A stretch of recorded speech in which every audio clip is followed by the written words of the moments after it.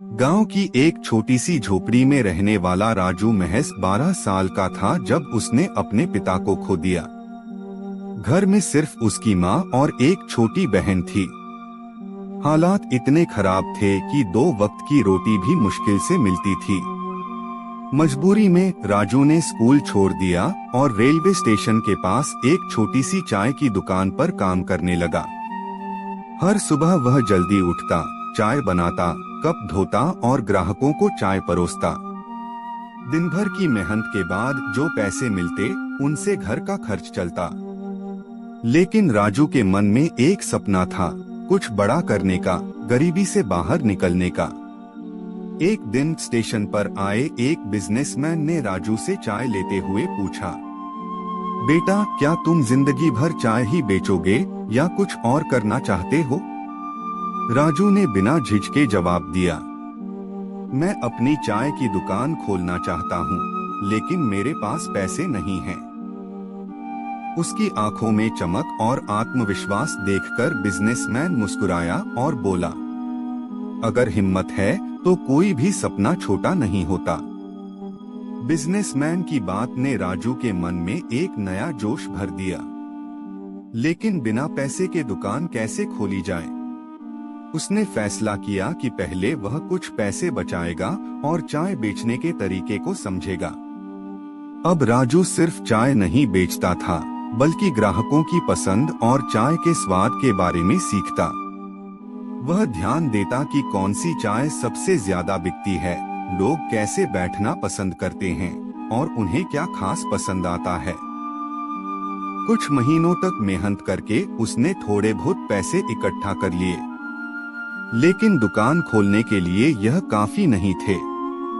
उसने अपनी माँ से कहा, अम्मा मैं अपनी खुद की दुकान खोलना चाहता हूँ, क्या आप मेरा साथ देंगी?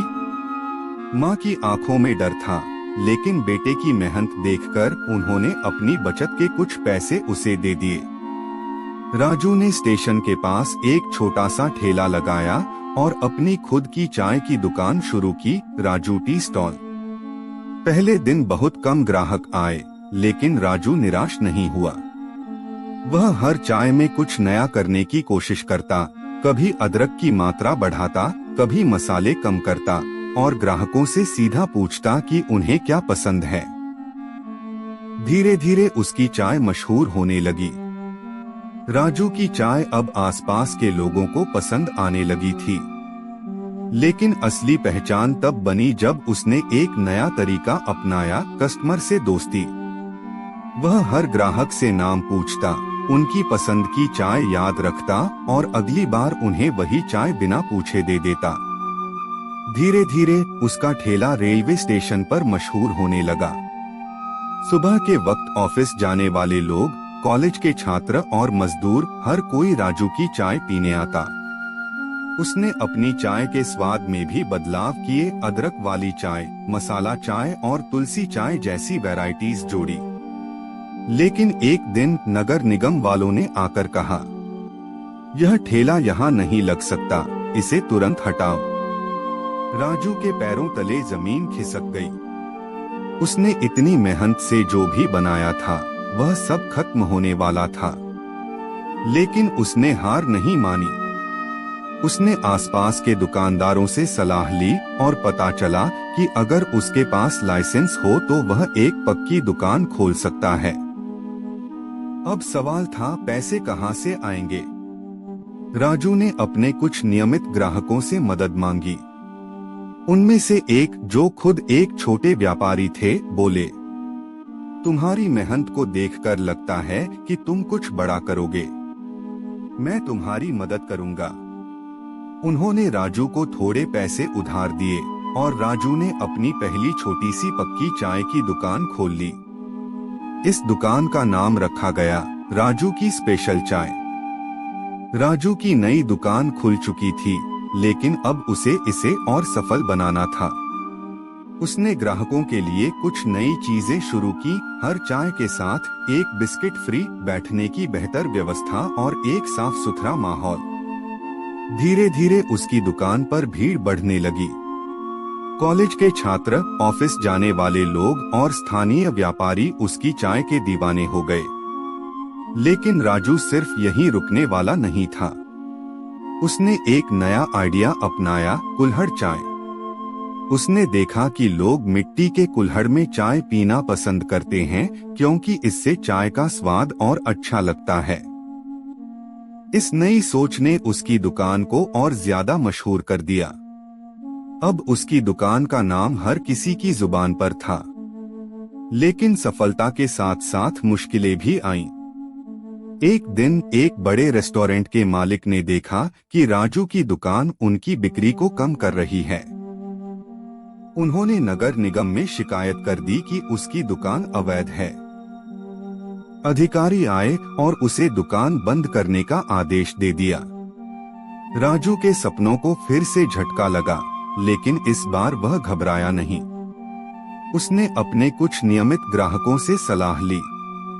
उनमें से एक ग्राहक, जो बैंक मैनेजर थे, बोले, राजू, अगर तुम्हारे पास एक अच्छी योजना है तो तुम लोन लेकर अपनी एक बड़ी चाय की कैफे खोल सकते हो।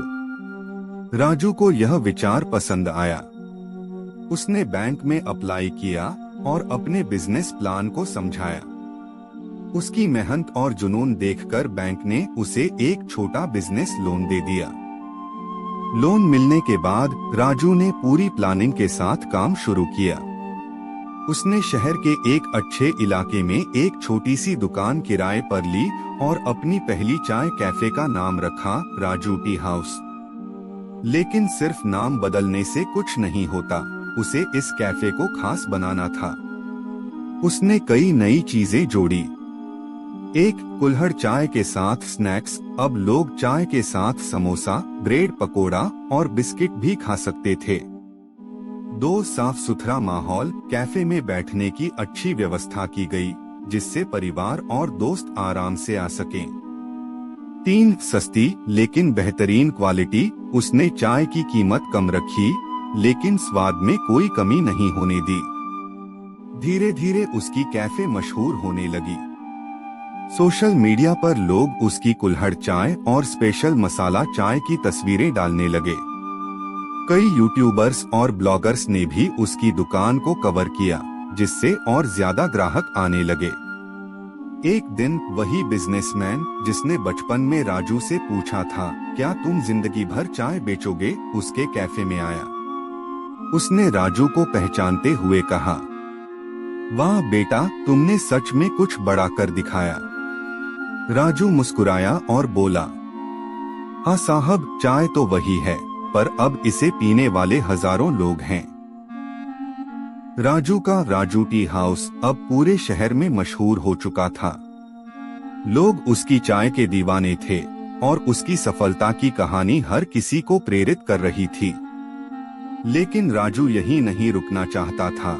उसका सपना था कि उसके कैफे की शाखाएं पूरे देश में खुलें।